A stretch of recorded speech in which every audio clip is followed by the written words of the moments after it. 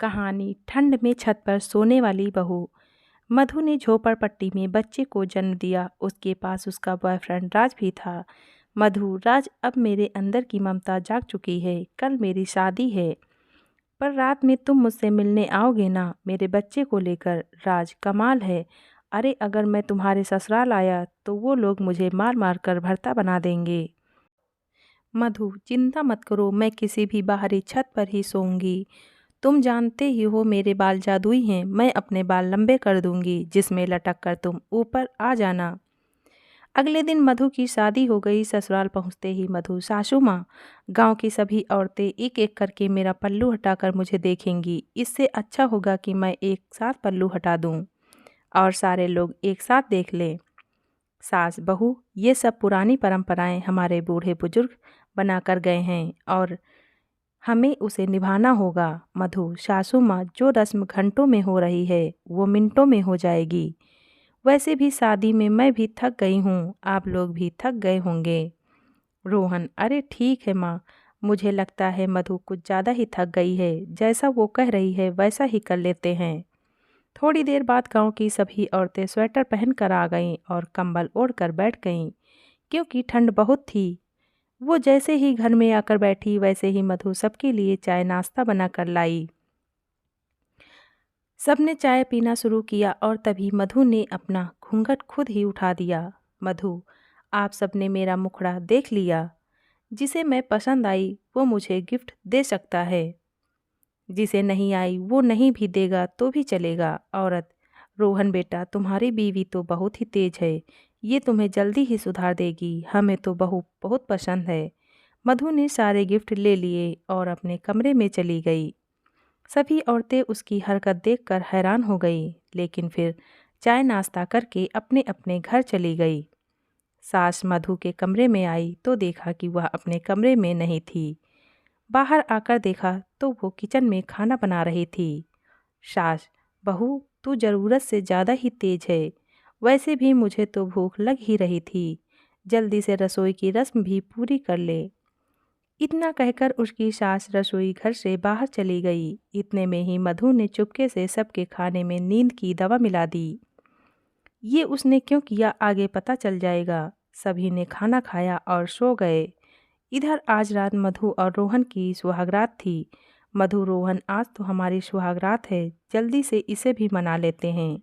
मधु, हाँ मधु, आज हमारी सुहागरात तो है, लेकिन तुमने इतना अच्छा खाना बनाया कि खाकर मुझे नींद आ रही है। अगर बुरा ना मानो तो मैं सो जाऊं, आधी रात मुझे उठा देना। मधु, ठीक है, मैं किसी बात का बुरा नहीं मानती। आप रजाई ओढ़कर आराम से सो जाइए, क्योंकि बाहर कोहरा गिर रहा है। जब सभी लोग सो गए तब मधु ने चुपके से कंबल तकिया उठाया और दबे पांव छत पर चली गई। छत पर बहुत ही भयंकर कपा देने वाली ठंड पड़ रही थी। मधु, सासू माँ और पति बहुत गहरी नींद में जा चुके होंगे। अब मैं यहाँ आराम से छत पर ठंड का मजा लेती हूँ। अभी मेरा राज आता ही होगा। मधु छत पर खड़ी होकर अपने प्रेमी का इंतजार करने लगी। काफ़ी वक्त बीत गया, पर 1 घंटे बाद उसका प्रेमी राज बच्चे को लेकर आया। मधु ने तुरंत अपने बाल बहुत ज़्यादा लंबे कर दिए, जिसके सहारे राज छत पर आ गया। राज के छत पर आते ही उसने उसे गले से लगा लिया और उसके बाद बच्चे को गोद ले लिया। मधु, राज, किसी ने सच कहा है कि ये प्यार का सफ़र बहुत कठिन होता है। मैं अपने बच्चे का चेहरा देखने के लिए तड़प रही थी और तुमने आने में इतनी देर कर दी। राज, मधु, मैं तुम्हें क्या बताऊं, तुम नहीं समझ सकती कि मैं कैसे सबसे बचते बचाते आया हूँ। मैं मानता हूँ कि मैं अकेला ही रहता हूँ, लेकिन अगर मैं बच्चे को बाहर निकालता तो सभी लोग मुझसे सवाल पूछते कि बच्चा किसका है। इसीलिए जब आसपास की सभी दुकानें बंद हो गई, सभी लोग सो गए, तब मैं अपने बच्चे को लेकर तुम्हारे पास आया हूँ। हमारे प्यार की निशानी देख रही हो, कितनी खूबसूरत लग रही है इस चांदनी रात में। मधु, यहाँ ज़्यादा देर खड़े मत रहो, चलो अपने बच्चे को कंबल के नीचे सुला देते हैं, वरना उसे ठंड लग जाएगी। देख रही हो कितनी ठंड पड़ रही है। राज, अरे बच्चे की फिक्र मत करो, मुझे तुमसे ज़्यादा अपने बच्चे की फ़िक्र है। इसे मैं अपनी जैकेट के अंदर रख कर लाया हूँ। खैर, छत पर ही मधु ने बिस्तर बिछाया। उसके बाद कंबल के अंदर अपने प्रेमी राज और अपने बच्चे के साथ ही सो गई। लेकिन सुबह 4 बजते ही मधु ने अपने बच्चे और राज को सीढ़ी के सहारे बाहर भगा दिया और वो वहीं छत पर ही लेटी रही। रात भर मधु ठीक से सो नहीं पाई, इसलिए उसकी नींद गहरी हो गई। सुबह 6 बजे उसकी सास छत पर पहुंच गई। सास, अरे बहू, तेरा रोहन के साथ झगड़ा हुआ है क्या? इतनी कड़ाके की ठंड में तू यहाँ छत पर क्यों सो रही है? अपनी सास को छत पर देखकर मधु थोड़ा घबरा गई, लेकिन फिर भी किसी तरह उसने संभाल लिया। मधु, सासू माँ, मुझे न छत पर सोने की आदत है। रोहन तो बहुत अच्छे हैं, उनसे मेरी कोई लड़ाई नहीं हुई। दरअसल जब तक मैं आसमान के तारे न देख लूँ, तब तक मुझे नींद नहीं आती। चलिए, मैं आप सभी के लिए चाय नाश्ते का इंतज़ाम करती हूँ। मधु ने अपनी सास को कुछ बोलने ही नहीं दिया और वह नीचे आ गई। उसके बाद वह चाय नाश्ता बनाने लगी। सबने चाय नाश्ता किया और रोहन अपने काम पर चला गया। लेकिन अगली रात फिर से उसने खाने में नींद की गोली मिला दी और अपने प्रेमी के आने का इंतज़ार करने लगी। लेकिन उस रात सुबह के 3 बजने वाले थे, पर राज आया ही नहीं। मधु, लगता है आज मैं अपने बच्चे का चेहरा नहीं देख पाऊंगी, जाकर सो जाती हूँ। मधु वहाँ से जाने ही वाली थी कि तभी वहाँ राज आ गया। मधु के लंबे बालों में लटक कर राज ऊपर आ गया। मधु, तुम्हें पता है ना, मैं तुम्हारे और अपने बच्चे के बिना एक पल नहीं रह सकती। और तुमने आने में इतनी देर कर दी। एक तो तुम अनाथ हो, जिस वजह से मेरे घर वालों ने मेरी शादी पता नहीं किस घर में कर दी। अगर हमारे प्यार के बारे में और इस बच्चे के बारे में मेरे ससुराल वालों को पता चल गया, तो ये लोग हमें जिंदा नहीं छोड़ेंगे।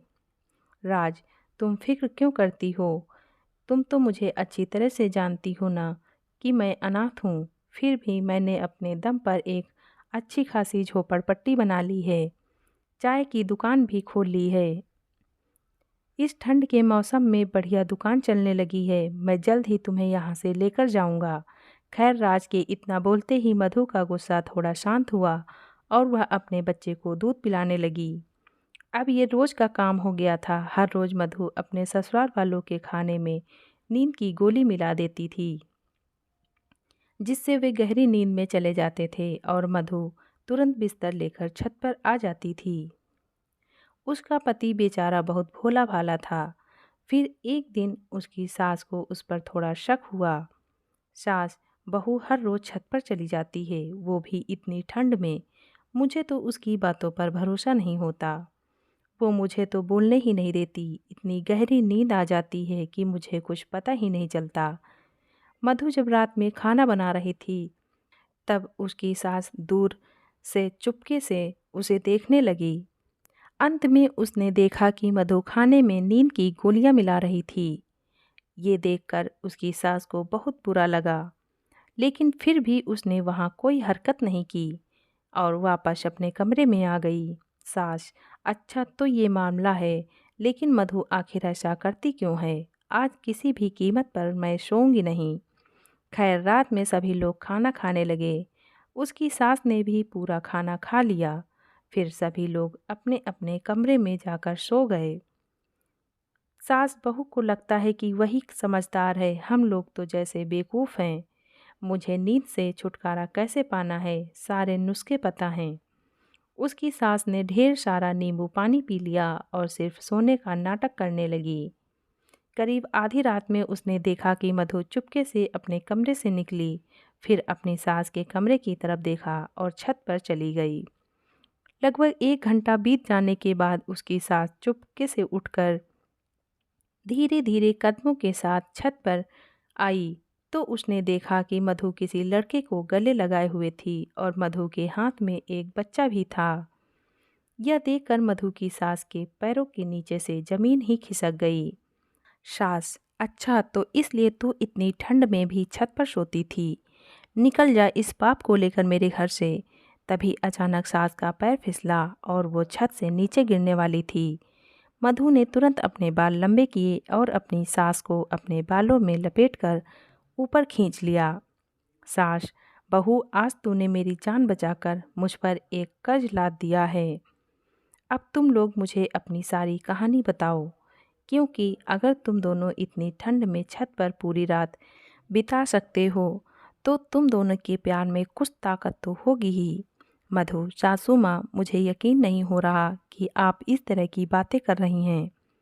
सबसे पहले मैं आपसे माफ़ी मांगना चाहती हूँ कि इतने सीधे सादे परिवार से मैंने झूठ बोला, लेकिन ये मेरी मजबूरी थी। मैं राज से प्यार करती थी, पर ये अनाथ लड़का है जिस वजह से मेरे घर वाले इससे मेरी शादी नहीं कर रहे थे और ज़बरदस्ती मेरी शादी आपके अमीर बेटे के साथ कर दी।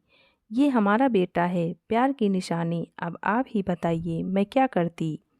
एक माँ अपने बेटे से अलग कैसे रह सकती है। मुझे पता है आप हमें घर से निकाल देंगी, फिर मेरे मायके वाले भी अपने घर में नहीं रखेंगे। हमारी ज़िंदगी बर्बाद हो जाएगी। आपको जो सज़ा देनी है दे सकती हो। सास, तुम आजकल की लड़कियां भी ना प्यार तो कर लेती हो, लेकिन डरती बहुत हो। अगर ऐसा कुछ था तो तुम्हें मुझे बताना चाहिए था एक बार। मैंने भी तुम्हारे ससुर जी से लव मैरिज ही की थी। साथ जीने मरने की कस्में खाई थीं, लेकिन वो पहले ही निकल लिए। इसलिए मैं प्यार को समझती हूँ। सास, ओए लड़के, तू मुझसे वादा कर कि तू मेरी बेटी को हमेशा खुश रखेगा। सास, मधु बेटा, अब तू मेरी बहू नहीं बेटी है। मैं बेटी के रूप में तेरी शादी करवाऊंगी। रोहन को मैं समझा दूंगी, वो भी मेरे जैसा ही समझदार है। अपनी सास के ख्यालात जानकर मधु की आंखों में आंसू आ गए। उसने अपनी सास को गले लगा लिया। अगले ही दिन उसकी सास ने मधु की शादी राज के साथ कर दी। राज अब रोहन की कंपनी में काम करने लगा और अपनी ज़िंदगी अच्छी तरह से बिताने लगा। 1 साल बाद मधु ने अपनी ही एक बहुत ही खूबसूरत पुरानी सहेली से रोहन की शादी करा दी और चारों लोग एक ही घर में खुशी खुशी अपने बच्चे के साथ रहने लगे। धन्यवाद।